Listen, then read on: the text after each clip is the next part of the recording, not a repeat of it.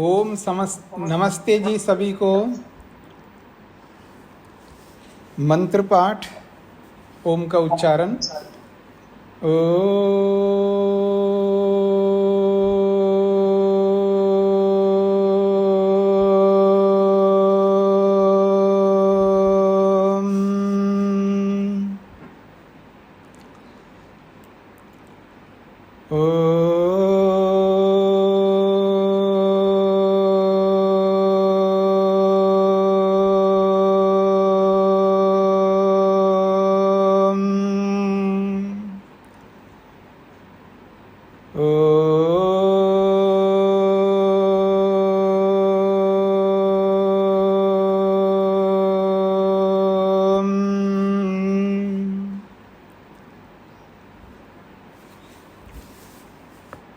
कुछ अव्यवस्थाओं के कारण से विलंब हो गया है। न्याय दर्शन की 269वीं कक्षा है।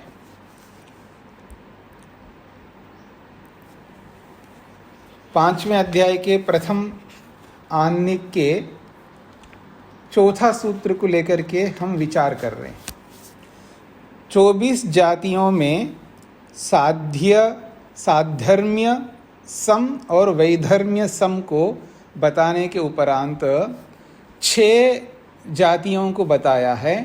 एक का नाम है उत्कर्ष सम, दूसरे का नाम है अपकर्ष सम, तीसरे का नाम है वर्ण्य सम, चौथे का नाम है अवर्ण्य सम और पांचवें का नाम है विकल्प सम और छठे का नाम है साध्य सम। तो ये 6 प्रकार की जातियां हैं।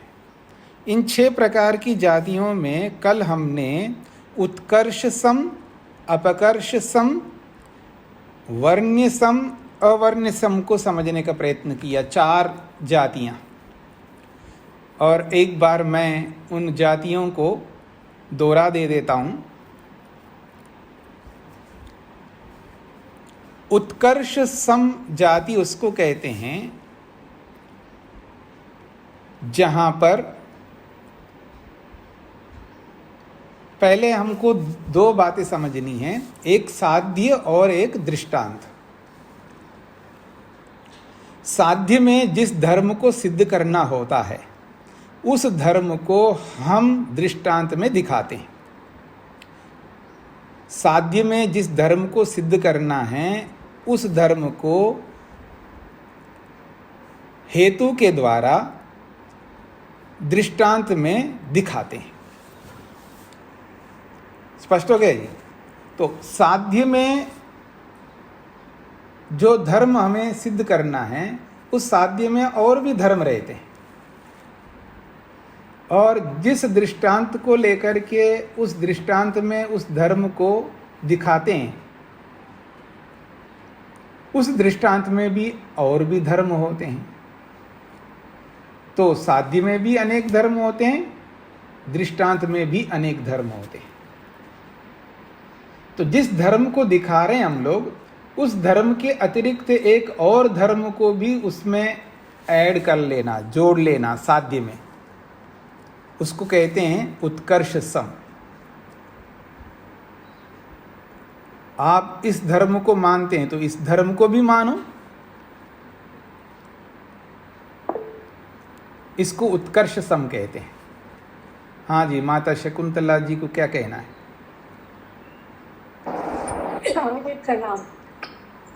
जैसे आपने अभी बताया कि जो अतिरिक्त धर्म है उसको भी उसमें हम रख सकते हैं, तो इसका हम उपसंहार कैसे करेंगे? चाहे उसके साथ वो जुड़ता हो या ना जुड़ता हो, उसके साथ लगता हो या ना लगता हो, मैं थोड़ा सा ये जानना चाहती थी। शाब्दिक उसका उपसंहार कैसे होगा? खाली खंडन मात्र से या उसके सिद्धि मात्र से कैसे करेंगे आप? उपसंहार जैसा हम करते हैं वैसा ही होगा। उपसंहार में कोई अंतर नहीं आता है।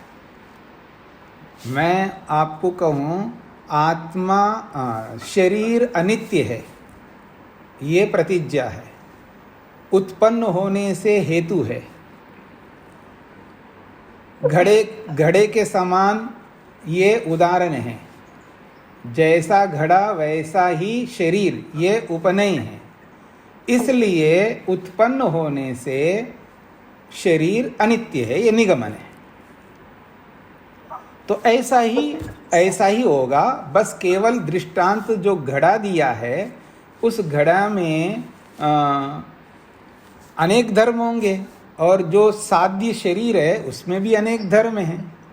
तो घड़े के समान शरीर को बताया है, तो घड़े में और भी धर्म होते हैं। जड़त्व भी धर्म है, जड़त्व भी धर्म है ना उस घड़े में।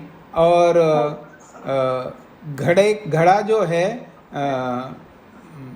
केवल मिट्टी का है, और शरीर में केवल मिट्टी नहीं है, इसके अलग धर्म हैं। ऐसा अनेक धर्म हैं। तो घड़े के जिस धर्म को लेकर के साध्य को सिद्ध करना था, तो घड़े के अन्य धर्म को भी लेकर के ये भी धर्म मान लो, घड़े का ये भी धर्म है, इसको भी इसमें मान लो अपने साध्य में। तो एक धर्म को बढ़ा दे रहे हैं, बस इतना दिखा रहे हैं। अगर नहीं मानोगे तो आपका पक्ष सिद्ध नहीं होगा, बस इतना कहना है। बाकी जो उपसंहार है वो वैसा ही होगा जैसा बताया मैंने। समझ के पांड्या, जैसे आत्मा की बात है या इसकी शरीर की बात है, आपने भी बताया कि उसमें जड़त्व भी धर्म है, और जहाँ वो जड़त्व धर्म ना हो तो कैसे दिखाएं? आप परेशान क्यों हो रहे हैं? जो बात कही जा रही है वो बात हर जगह लागू थोड़ा होगी माता जी। किसी में किसी धर्म को दिखाएंगे, किसी को किसी धर्म को दिखाएंगे। जी सब हाँ, उदाहरण तो बहुत है ना। जरूरी नहीं है जैसे इसमें वो धर्म दिखा तो आत्मा में भी कैसे दिखाएंगे, और इसको इसमें भी, ऐसा कोई जरूरी नहीं है ना। बस केवल हमको कोई भी एक धर्म, अतिरिक्त धर्म उसमें जोड़ करके दिखाना है, और जो दिखा सकने की स्थिति बनती हो। ऐसा नहीं कि किसी को भी किसी के साथ दिखाने का भी बनना चाहिए ना। किसी भी को किसी में दिखाना भी हम चाहते हैं तो ऐसे जबरदस्ती दिखाना नहीं कर सकते ना। कहीं लागू होने की स्थिति आती है, हाँ वो दिखाने का सामर्थ्य रखता है, वो भले वो दिखा रहा हो, वो सिद्ध हो या ना हो एक अलग बात है, लेकिन दिखाने लायक भी होना चाहिए ना। वो हर चीज को हर चीज में नहीं दिखा सकते। बस एक सारा कुछ तो खंडन से सिद्ध होता, तो खंडन कैसे सिद्ध होगा? अभी मैंने क्या बताया माता जी, आप सुनते हैं या आप मन को और किसी और में लगाते हैं? मैंने अभी बोला है, मैं पूरी तरह से सुन रही हूँ। हाँ, तो फिर तो आप फिर तो मैं तो समझा ही रहा हूँ माता जी। मैंने तो यही तो समझाया आपको। जैसे दृष्टांत के एक धर्म, दृष्टांत में जो एक धर्म है, साध्य में जो धर्म है वो दृष्टांत में दिखाया है। तो दृष्टांत में और भी धर्म है, तो उस धर्म को भी साध्य में मान लो, ये कहा गया है। अगर नहीं मानोगे तो आपके पक्ष सिद्ध नहीं होगा, बस इतना ही कहना है। ऐसे खंडन करता है बस। अब अपकर्ष को समझ लीजिएगा। उत्कर्ष में तो एक धर्म को बढ़ाना और अपकर्ष में एक धर्म को घटाना। तो साध्य के धर्म को दृष्टांत में सिद्ध करना है हमको, तो दोनों में अलग अलग धर्म होते हैं। तो जो साध्य में जो धर्म है वो धर्म जिसको हम सिद्ध करना चाह रहे हैं वो दृष्टांत से सिद्ध करवा रहे हैं। तो दृष्टांत में वो धर्म नहीं है, दूसरा धर्म, क्योंकि दृष्टांत में भी जो साध्य में धर्म होंगे वैसे धर्म दृष्टांत में भी हो, कोई जरूरी नहीं है ना। तो दृष्टांत में वो धर्म दिख नहीं रहा है और साध्य में वो अन्य धर्म दिख रहा है। जैसे दृष्टांत में एक व्यापकत्व धर्म दिख नहीं रहा है, लेकिन साध्य में वो धर्म व्यापक धर्म दिख रहा है। जैसे आत्मा को सिद्ध करने के लिए, आत्मा को क्रियावान सिद्ध करने के लिए ढेले का उदाहरण दिया है। अब ढेले में क्रिया धर्म तो है, ढेले में जो आत्मा में हम सिद्ध करना चाह रहे हैं, लेकिन ढेले में एकदेशित्व है धर्म, और वो एकदेशित्व धर्म आत्मा में भी मान लो। या मान लो नहीं, वो धर्म आत्मा में तो नहीं है। अपकर्ष दिखाना है ना, उस आत्मा की व्यापकता को कम करवाना है हमको। आत्मा तो व्यापक है, तो अब ढेले में वो व्यापकत्व नहीं है, वो तो एक देशी है। तो ढेले में जैसे एक देशित्व है, तो आत्मा को भी एक देशी मान लो, यानी जो उसका व्यापकत्व को घटा रहे हैं हम, एक धर्म को घटा रहे हैं। जैसा ढेला एक देशी है, ऐसे आत्मा को भी एक देशी मानो। तो एक धर्म को घटा रहे हैं ना आत्मा वाले को, तो इसको अपकर्ष सम नामक जाति कहते हैं। स्पष्ट हो गया आप लोगों को? तीसरा वर्ण्य और चौथा अवर्ण्य है। वर्ण्य अवर्ण्य को समझ लीजिएगा। एक है साध्य और एक है दृष्टांत। ठीक है, साध्य क्या है? वर्णन करने योग्य है, अर्थात सिद्ध करने योग्य है। और दृष्टांत क्या है? अवर्ण्य है, सिद्ध करने योग्य नहीं है। तो इसमें एक सिद्ध है और एक असिद्ध है। तो सिद्ध को तो अवर्ण्य कहते हैं और असिद्ध को वर्ण्य कहते हैं। तो अब जो साध्य है, जो वर्ण्य है, सिद्ध करने योग्य है, और इधर दृष्टांत जो है वो अवर्ण्य है क्योंकि वो सिद्ध है। तो जब वादी साध्य को सिद्ध करने के लिए दृष्टांत देता है, तो दृष्टांत में जो धर्म है वो तो सिद्ध है। तो जब सिद्ध है तो उसको भी सिद्ध मान लो, ये कहता है साध्य को, क्योंकि दृष्टांत के समान है वो आपका साध्य। तो जब दृष्टांत अवर्ण्य है तो साध्य को भी अवर्ण्य मान लो। स्पष्ट हो गया जी? आप मेरी ओर देखिएगा ना, पुस्तक में मत देखिए, पुस्तक में तो बाद में देखेंगे। पुस्तक देख करके मैं नहीं बता रहा हूं ना आपको, अपनी ओर से बता रहा हूं, इनको समझ लीजिएगा। वर्ण अवर्ण समझ में आ रहे हैं आप लोगों को?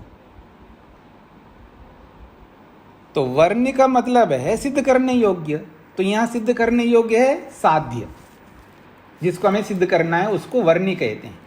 तो वर्ण शब्द का अर्थ क्या है? वर्णन करने योग्य, अर्थात सिद्ध करने योग्य। और अवर्ण्य का मतलब है वर्णन न करने योग्य, अर्थात सिद्ध करने योग्य नहीं, क्योंकि वो पहले से सिद्ध है। तो जो सिद्ध है उसको अवर्ण्य कहते हैं, और वो है दृष्टांत। और जो असिद्ध है वो है साध्य, जिसका वर्णन करना है। अब वादी अपने साध्य को सिद्ध करने के लिए दृष्टांत देता है, जो भी दृष्टांत दे। अब वो जो दृष्टांत है वो कैसा है? अवर्ण्य है और साध्य वर्ण्य है। तो जैसे ही दृष्टांत देता है, अब प्रतिवादी क्या कहता है? देखो जी, दृष्टांत में जो धर्म दिखा रहे हो वो तो सिद्ध है, अवर्ण्य है। तो जब दृष्टांत सिद्ध है तो दृष्टांत के समान ही आपका साध्य है।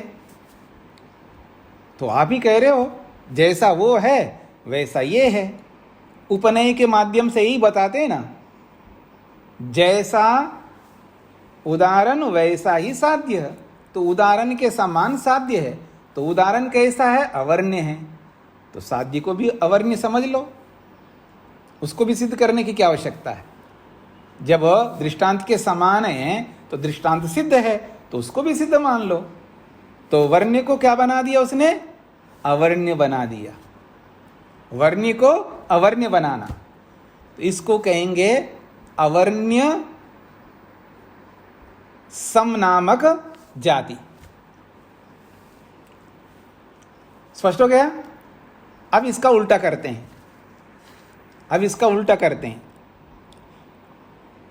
साध्य कैसा हो गया?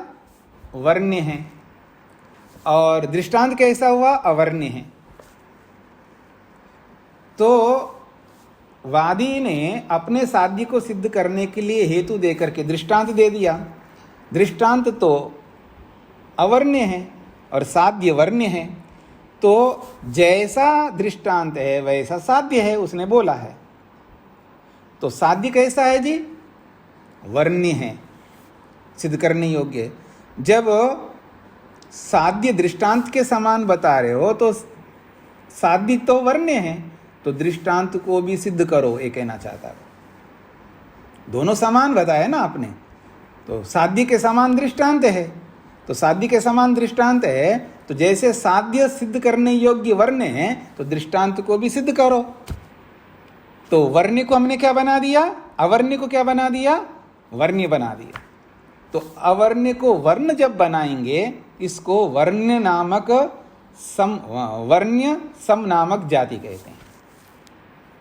अवर्ण्य दृष्टांत को वर्ण्य दृष्टांत बना देना, इसको वर्ण्य सम नामक जाति कहते हैं। और जो वर्ण साध्य है वर्ण्य, तो वर्ण्य साध्य को अवर्ण्य बना देना, इसको अवर्ण्य सम नामक जाति कहते हैं। स्पष्ट हो गया आपको? ये चारों का मतलब उत्कर्ष, अपकर्ष, वर्ण्य और अवर्ण्य। अब पांचवा है विकल्प और छठा है साध्य सम नामक जातियां, जो आज हमको समझना है।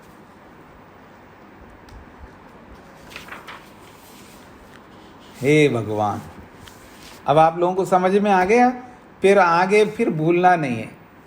हाँ, आगे भूलना नहीं है। अब आइए 281 पृष्ठ संख्या में।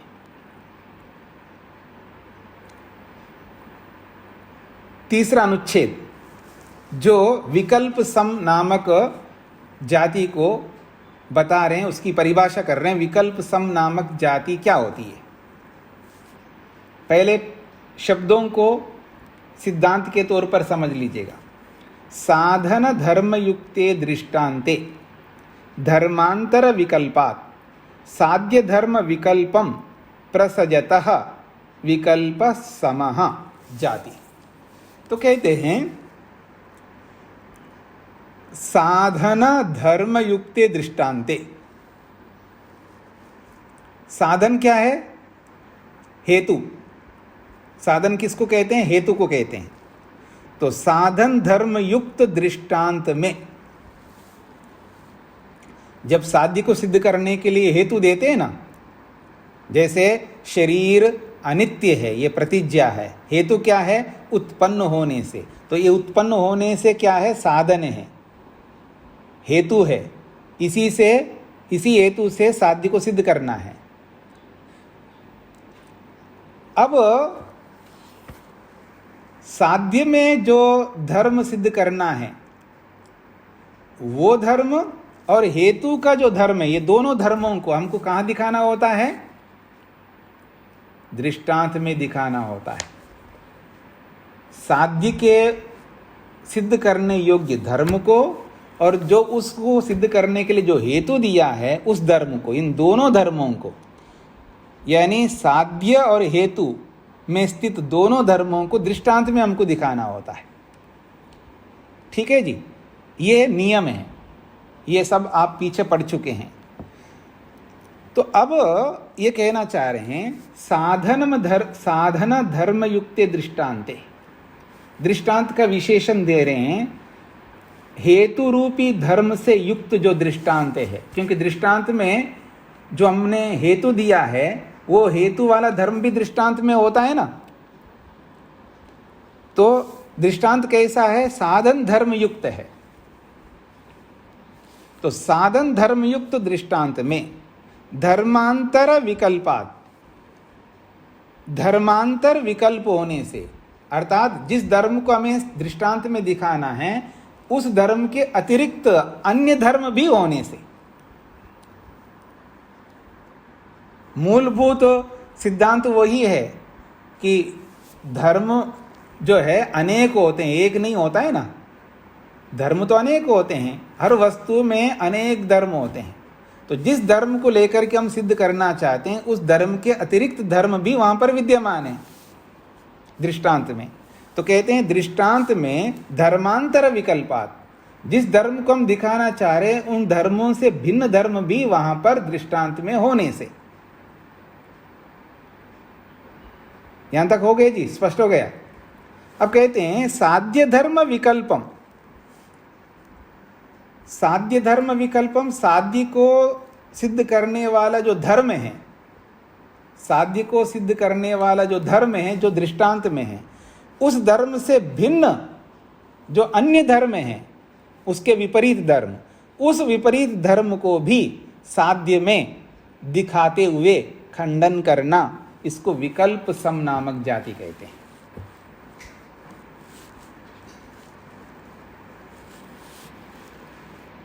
अब मेरी ओर देखिएगा, पंक्ति स्पष्ट हो रही है।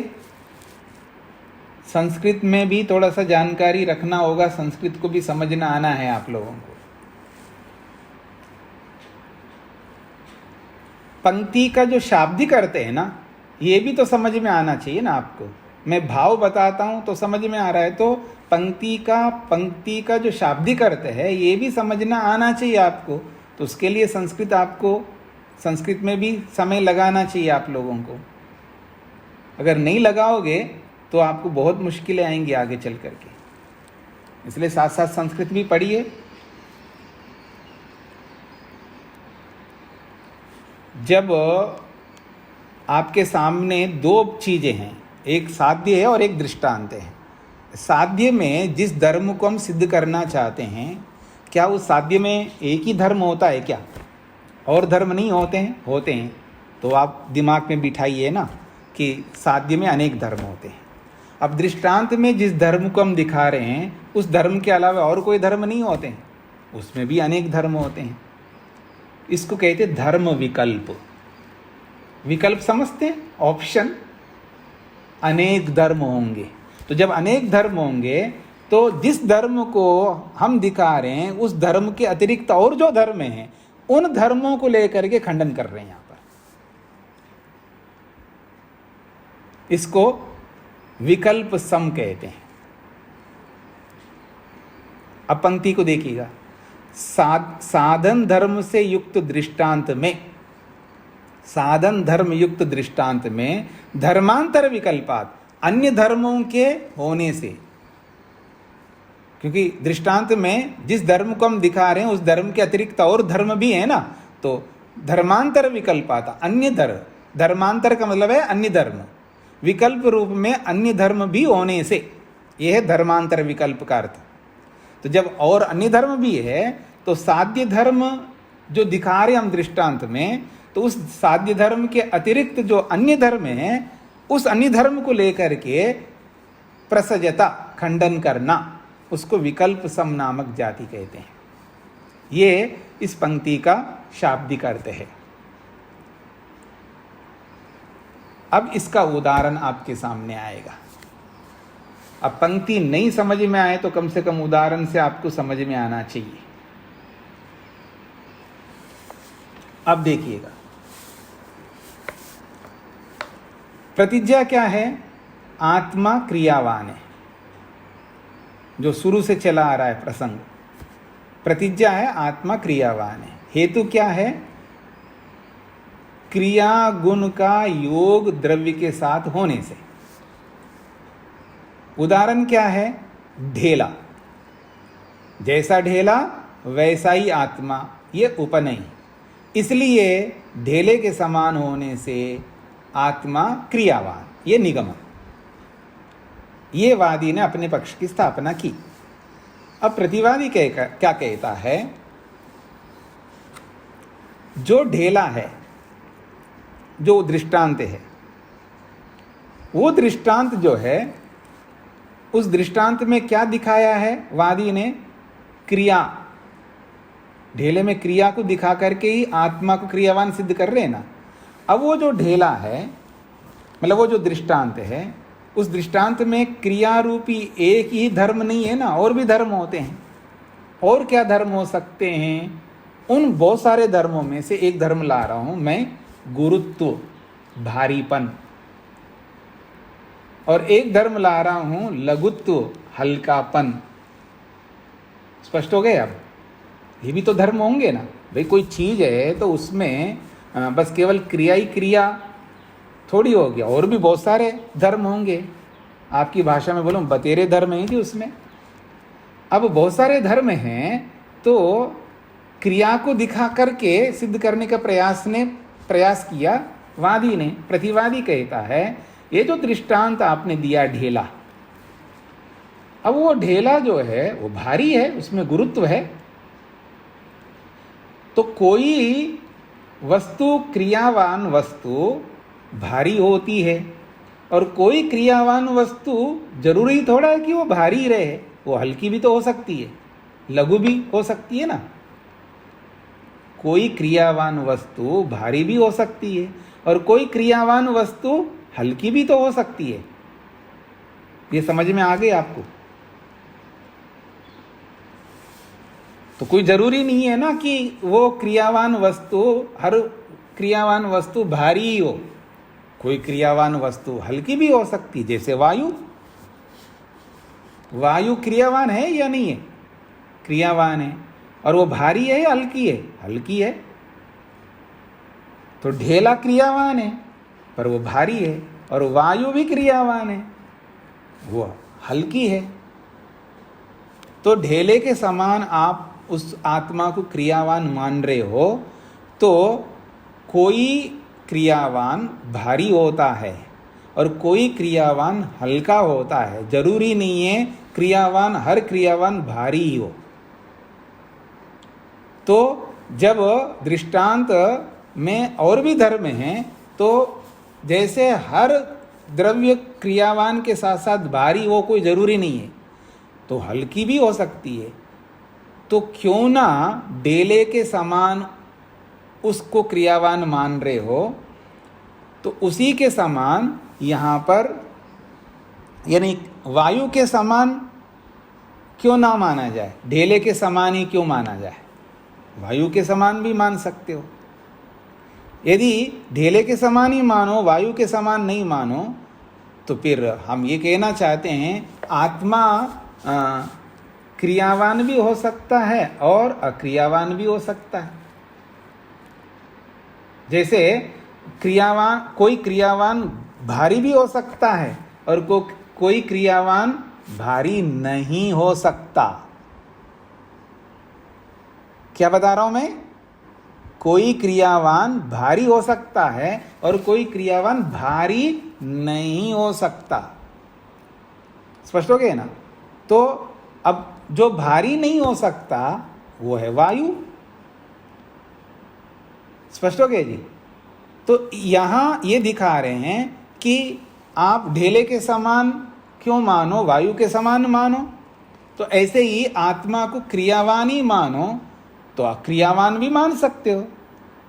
जैसे इधर एक को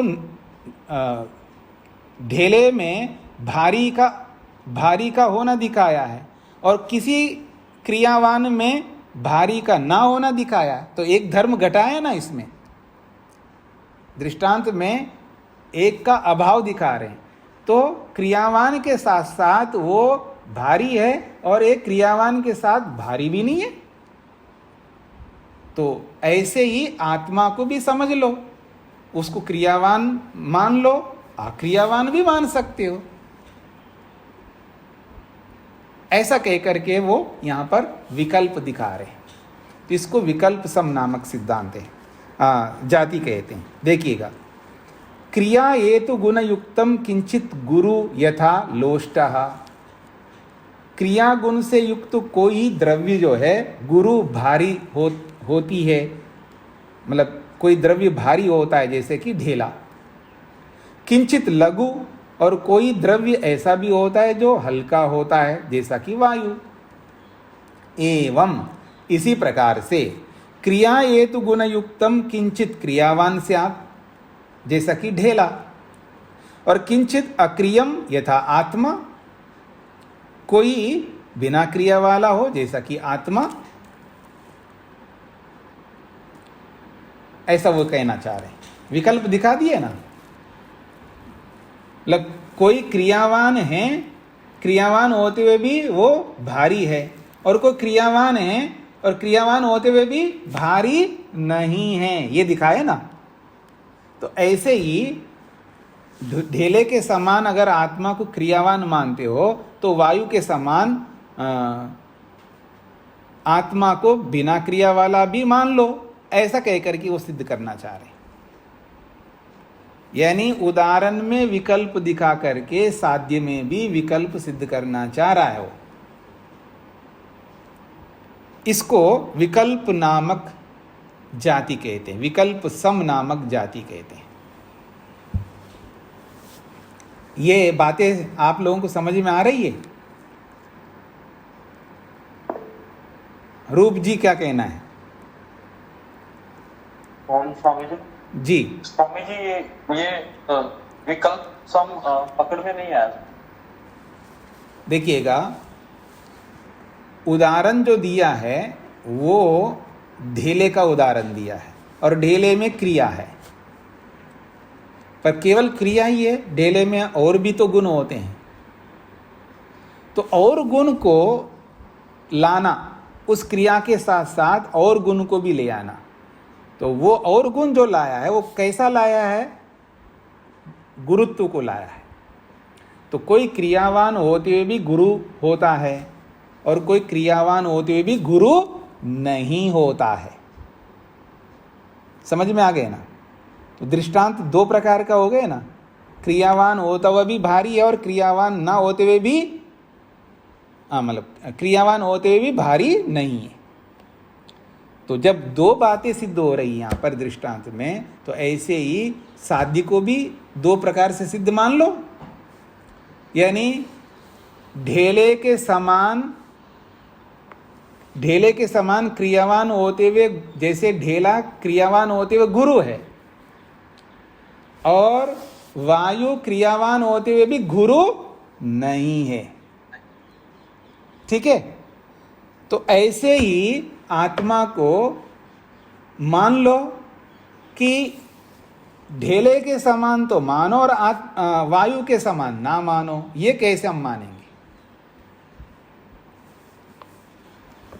भाई? उदाहरण में दो प्रकार के उदाहरण है हमारे पास में, क्योंकि क्रियावान जो द्रव्य है वो दो प्रकार से मिलते हैं, क्रियावान भी है और गुरु भी है, और एक क्रियावान भी और गुरु नहीं है, ये दिखाना है। ये समझ में आ गया आपको उदाहरण?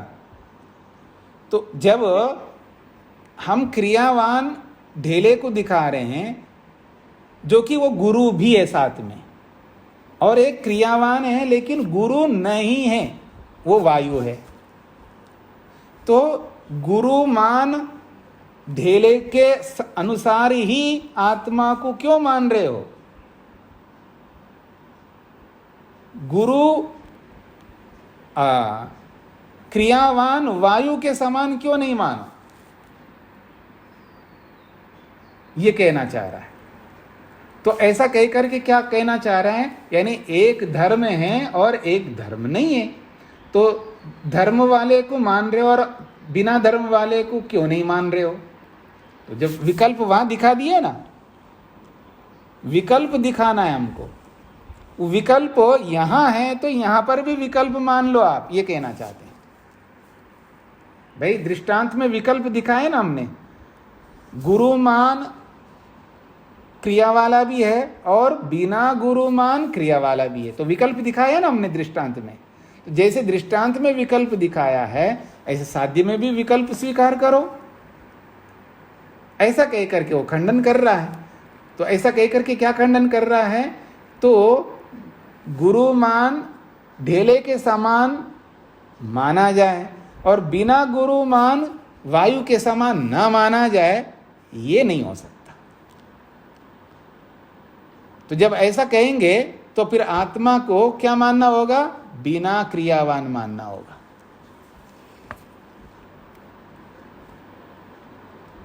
ये प्रतिवादी सिद्ध करना चाह रहा है। ऐसा कहकर के खंडन जब करता है, धर्म विकल्प दिखा करके जब खंडन करता है, उसको कहते हैं विकल्प सम नामक जाति। आप लोगों को और बिठाना पड़ेगा इन सारी बातों को। पहली बार सुन रहे हैं ना, शास्त्रों को पढ़ने का अभ्यास नहीं है, पुस्तक बंद कर देते हैं, पर संसार के कामों में लगे रहते हैं, फिर कभी उठाते हैं। विद्या में निरत होना चाहिए होता है। जैसे विद्यार्थी लोग स्कूल में जाते हैं तो सब उसी में रहते हैं, उसका जो दिमाग किससे रंगा हुआ रहता है? स्कूली या पढ़ाई से रंगा हुआ होता है। तो ऐसे ही जब तक आप इस पढ़ाई से मन को रंगोगे नहीं, तब तक आपको समझना बड़ा कठिन होगा।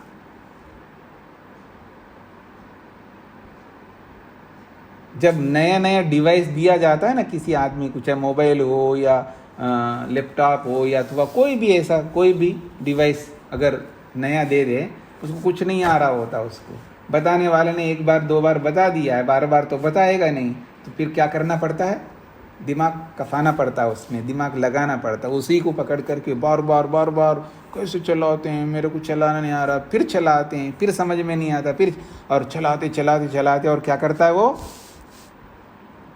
ऐसे उंगली टक टक टक टक टक टक टक टक। छोटा सा मोबाइल है, आप देखेंगे लड़के लड़कियां लोग आजकल जो बच्चे होते हैं ना, कैसे वो टाइप करते हैं मोबाइल में। आप कर सकते हैं? मैं तो नहीं कर सकता। मोबाइल में ऐसे ऐसे उंगलियां चलती है उनको, छोटे से मोबाइल में, जैसे लैपटॉप में तो यहाँ सब लिखा हुआ रहता है, बड़ा बड़ा होता है, हम उंगलियां चलाते लैपटॉप में, लेकिन वो मोबाइल में ऐसे उंगलियां चलाते हैं जैसे कि रेल चल रही हो। देखा आपने? तो वो क्यों? बस लगे रहते उनमें, और उनका यही काम है बच्चे। तो ऐसे ही इस शास्त्र में लगना पड़ेगा आपको, तब जाकर के ये शब्द आपके दिमाग में बैठेंगे, तब ये समझ में आएगा। कोई बात नहीं, धीरे धीरे आपकी रुचि, आपकी श्रद्धा, आपकी निष्ठा न्याय को आत्मसात करने की होगी तो अपने आप समझ जाओगे, और नहीं होगे तो फिर जाएगा उसमें, किसमें? स्टोर रूम में। विकल्प सम को स्पष्ट कर दिया जी। अब आते हैं अंतिम छठा साध्य सम नामक जाति। कुसुम जी को क्या पूछना है? स्वामी जी नमस्ते जी। इसी को पूछना था दोबारा से, क्योंकि जैसे वायु भी तो क्रियाशील ही है। नहीं, आप उसको पकड़िएगा। गुरु नहीं है ना, वो भारी नहीं है ना, हल्की है वो। हल्की मत देखिएगा, वो तो बोल दिया है प्रसंगवश, यानी एक में गुरुत्व है और एक में गुरुत्व नहीं है। ये विकल्प दिखा दिया ना दृष्टांत में, तो ऐसे ही विकल्प साध्य में मान लो। भाई ढेले के समान, ढेले में गुरुत्व भी है और क्रियावान है, तो ढेले के समान तो आत्मा को माना जाए और वायु के समान ना माना जाए। तो वायु में क्या है? गुरुत्व नहीं है, ये देखना है। इसी तरह से आत्मा को भी अक्रिय मान लो। हाँ, आत्मा को क्रियावान, ढेले के समान मानोगे तो आत्मा क्रियावान बन जाएगा, और वायु के समान मानेंगे तो आत्मा अक्रियावान बन जाएगा। जैसे वायु हल्की बता दी, इसी तरह से। हाँ जी, हल्की मत बोलिए, फिर उसको अगुरुमान बोलिए। गुरु तो का गुरु नहीं है इसलिए। हाँ जी, अगुरुमान, उसको कहते हैं अगुरुमान। तो धर्म विकल्प दिखा करके साध्य का खंडन करना, दृष्टांत के धर्म विकल्प दिखा करके साध्य का खंडन करना, ये है विकल्प सम नामक जाति। अब है साध्य सम। अभी बोल देता हूं मैं, जो साधर्म्य सम और ये साध्य सम दोनों में अंतर है। वो साधर्म्य सम है और ये केवल साध्य सम है।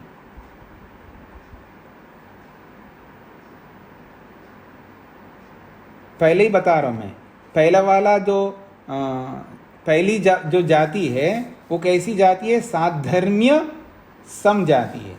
वैधर्म्य सम जाति दूसरी है। अब ये जो छठी जो जाति बता रहे, ये साध्य सम जाति है। अब साध्य सम जाति क्या है ये समझना है। हर जाति को समझने से पहले दो चीजें दिमाग में लाना है, साध्य और दृष्टांत। साध्य और दृष्टांत, साध्य और दृष्टांत। साध्य में भी धर्म और दृष्टांत में भी धर्म, और उसके साथ में ये भी समझना, साध्य में भी अनेक धर्म, दृष्टांत में भी अनेक धर्म।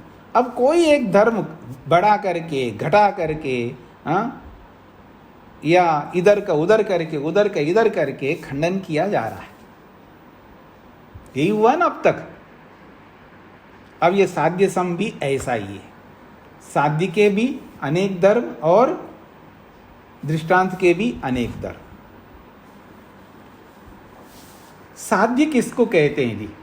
वैसे तो वहां साध्य की परिभाषा अपने ढंग से किया है पीछे, अब यहाँ भी एक अपने ढंग से एक अलग प्रकार का साध्य की परिभाषा यहाँ पर प्रस्तुत कर रहे हैं, पर उनसे मिलता जुलता ही है, अर्थात उसी से ये भी पुष्ट होता है, लेकिन अलग ढंग से, अलग एंगल से साध्य को यहाँ बताया जा रहा है, साध्य की परिभाषा की जा रही है। साध्य को समझ लीजिएगा। हेतुवादि अवयव सामर्थ्य योगी धर्मः साध्यः। साध्य किसको कहते हैं? कहते हैं हेतु, और आदि से क्या लेंगे? हेतु के बाद क्या आता है? दृष्टांत। दृष्टांत के बाद क्या आता है? उपनय। उपनय के बाद में क्या आता है? निगमन।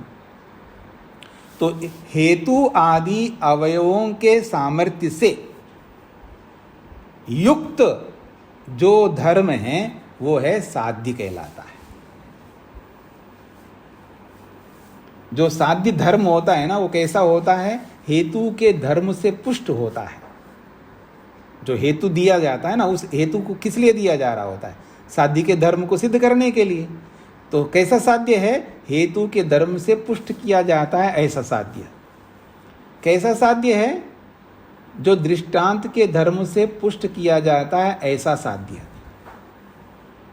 कैसा साध्य है? जो उपनय से पुष्ट किया जाता है, ऐसा साध्य।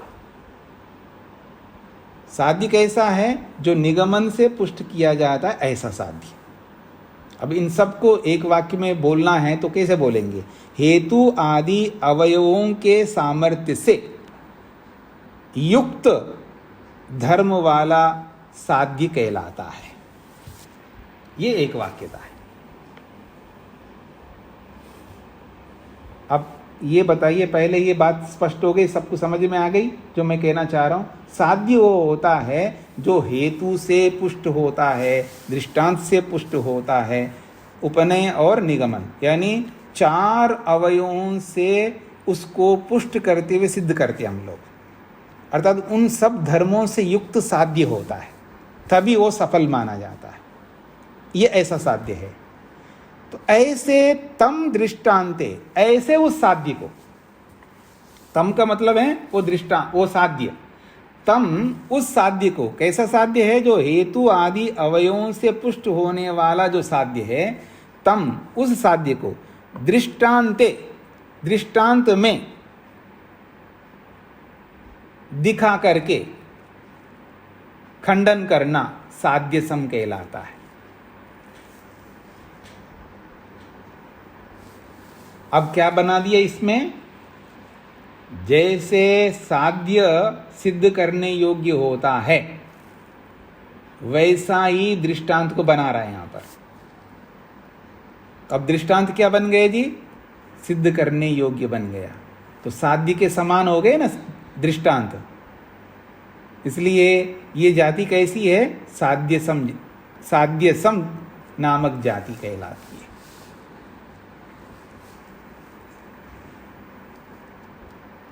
फिर मैं दोबारा बोलता हूं, साध्य कैसा होता है? सिद्ध करने योग्य होता है। किससे सिद्ध करते हम? हेतु दे करके, दृष्टांत दे करके, उपनय करके और निगमन करके। इन चार अवयवों से साध्य को हम सिद्ध करते हैं। तो ये साध्य इन चारों अवयवों से पुष्ट होता है, परिपूर्ण होता है, सिद्ध होता है, प्रमाणित होता है। इसको कहेंगे हेतु आदि अवयव सामर्थ्य से युक्त धर्म वाला साध्य। ये पंक्ति का अर्थ बता दिया मैंने, इतने बार बोला है आपको। तम का मतलब ऐसे उस साध्य को दृष्टांत में जोड़ना, और दृष्टांत में जोड़ करके जैसे ये साध्य है ऐसा ही ये दृष्टांत है आपका, ऐसा कह करके प्रसजता, खंडन करना, इसको कहते साध्य सम नामक जाति।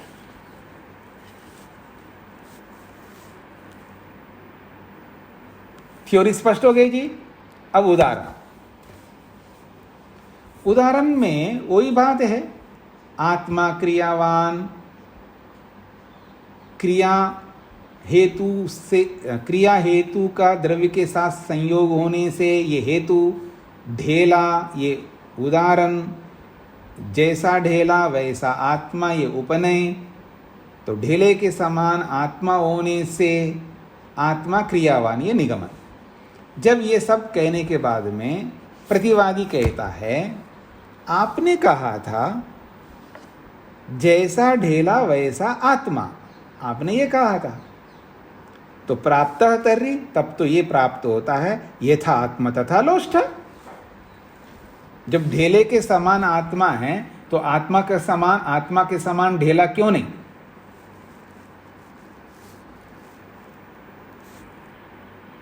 आपने उपनय में क्या बोला है? जैसा ढेला है वैसा आत्मा है। इसका उल्टा करो तो जैसा आत्मा वैसा ढेला भी होना चाहिए। भाई एक बात आपकी हम मान रहे तो हमारी एक बात आपको भी मानना चाहिए ना। देखो जी, जैसे आप हो ना वैसे मैं हूं। जब मैं आपको ऐसा बोलूंगा तो आप भी अपनी बात मनवाने के लिए आप क्या बोलोगे? ही बोलोगे ना, जैसा मैं हूं ना वैसे आपको भी करना चाहिए। मैं ये खा रहा हूं ना, आप भी खाओ ना जी। ऐसे बोलते मेरे को कई लोग, ठीक है। जैसे हम लोग कहते हैं जी, हाँ जी मेरे को तो ध्यान करना, आइए आपको भी ध्यान कराता हूँ क्योंकि मैं ध्यान करने वाला हूँ। तो सामने वाले को ध्यान करा देते हूँ। फिर वो कहते हैं जी अब आपकी बात हमने मान लिया, अब हमारी बात आप मान लीजिएगा। अब हम ये खा रहे हैं, आप भी खाइएगा। अब वो बेवक्त खा रहे हैं, ठीक है ना। तो मैं कहता हूँ जी मैं नहीं खा सकता हूँ जी, अभी मेरा समय नहीं है। आप खाना हो तो आप खाए। नहीं जी, आपकी बात हमने मान लिया है।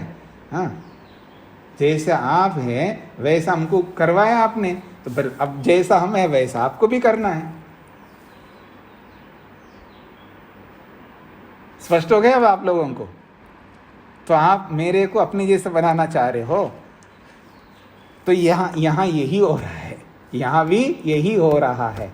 तो वो कहता है कि यदि यथा लोष्ट तथा आत्मा, आपने कहा जैसा ढेला वैसा आत्मा है तो प्राप्त तर्हि, तब तो ये सिद्ध होता है यथा आत्मा तथा लोष्ट। जैसा आत्मा वैसा भी जैसा आत्मा होता है वैसा ढेले को भी मान लो। इससे क्या बात बनी? जैसे आत्मा सिद्ध करने योग्य है वैसे ढेला भी सिद्ध करने योग्य हो गया। तो साध्य के समान दृष्टांत को बना दिया। जब ऐसा वो बोल करके खंडन करता है, इसको कहते हैं साध्य सम नामक जाति। ये हो गए जी आपके 6 जातियां, और उससे पहले 2 जातियां बताई, तो 8 जातियां कंप्लीट हुई। अब इन 8 जातियों को दिमाग में बिठा लीजिएगा, और ऐसे ऐसे 24 जातियों को आपको दिमाग में बिठाना है। कितना मेहनत करना होगा आपको, और 24 जातियों को अलग अलग समझना है आपको। 5 हेत्वाभासों को भी समझना है आपको अलग अलग, और 3 प्रकार के छलों को भी अलग अलग आपको समझना है। याद आ रहे हैं ये सब? उधर 3 छल हैं, 5 हेत्वाभास है, और ये 24 जातियां हैं। कितने हो गए? 24, 5, 29, 3, 33 हो गए। 33 हो गए, और आगे जाकर के 20 निग्रह स्थान बताएंगे, और उन 20 निग्रह स्थानों को भी समझना है। तो 33 और 20 कितने हो जाएंगे? 53 हो गए। और एक और जोड़ देंगे इसमें, तो ऐसे कितने बताए जाते हैं न्याय दर्शन में दोष? 54 दोष बताए जाते हैं।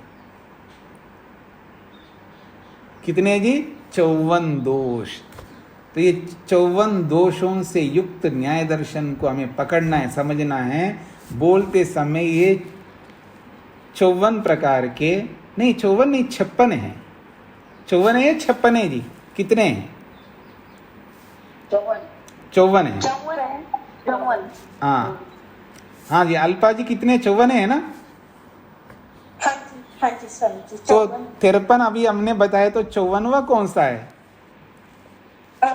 स्वामी जी वो काउंटिंग में गलती हुई है। हाँ जी, 5 हेत्वाभास है और उसके बाद 3 5 और 3 8 हो गए छल, और उसके बाद जाति 24 हो गई। जो है वो 24 अच्छा है। अच्छा अच्छा, तो ये मेरा, हाँ जी, तो ये 32 हो गए। 32 हो और गए। 22 निग्रह स्थान। हाँ, हमने गणना में गलती किया है, तो ये कुल हो जाएंगे 32 हो गए।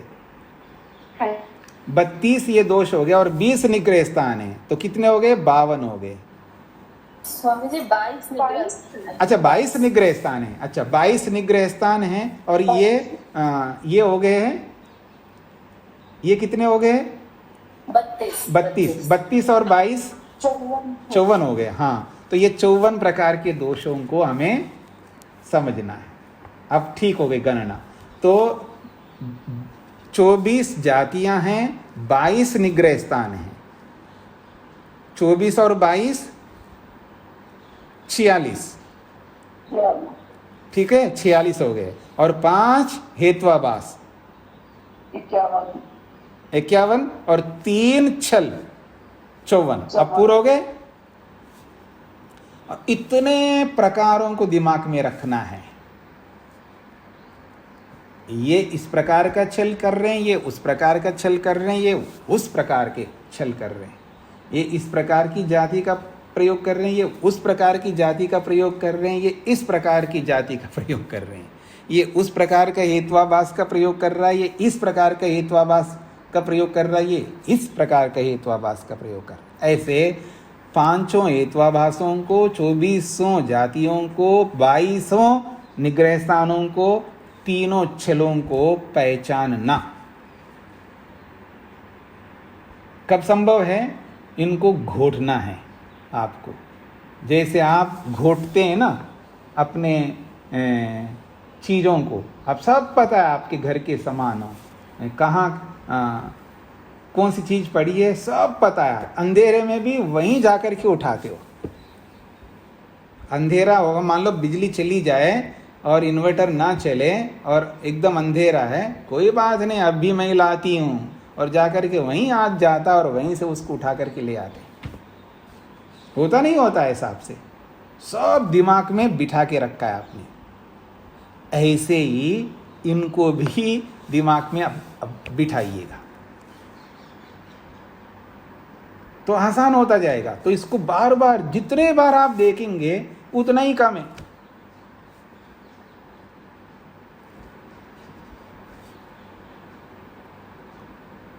तो आज इतने ही रखते हैं जी, इतना ही रखते हैं। अब एक बात आप लोगों से कहनी थी। अच्छा, कल तो कह दिया था ना मैंने आप लोगों को, वो पत्र जिनके रह गए वो भेजने के लिए। अब तीसरी बात बोल रहा हूँ मैं, अभी भी बहुत सारे लोगों का बाकी है। तो मेरी आवाज़ जो साक्षात जो नहीं सुन रहे हैं, जो बाद में इस रिकॉर्डिंग सुनने वाले हैं, वो लोग भी इस बात को समझ करके जल्दी से जल्दी भेज देंगे तो मेरे को सरलता होगी, मैं दूसरे कार्यों में संलग्न हो सकूं। तो फिर इसका जो उत्तर है, इसको फिर हम कल समझने का प्रयत्न करेंगे। और एक बार इन 8 जातियों को दोहरा करके आइए आप अच्छी तरह, ताकि आगे की फिर जातियां समझने का आसान रह जाएगा। आधार जैसे जैसे मजबूत होता जाएगा ना, तो ऊपर बिल्डिंग जल्दी से जल्दी बनता जाएगा। आधार यदि कच्चा है तो बिल्डिंग बनाना बड़ा मुश्किल हो जाएगा। ओम शांति शांति शांति ही। ये भी हुआ है ना, कल का मैंने रिकॉर्डिंग शायद नहीं भेजा है ना, नहीं भेजा है तो मैं भेज देता हूँ आज भी देर से भेज पाऊंगा, समय नहीं मिल रहा है आजकल।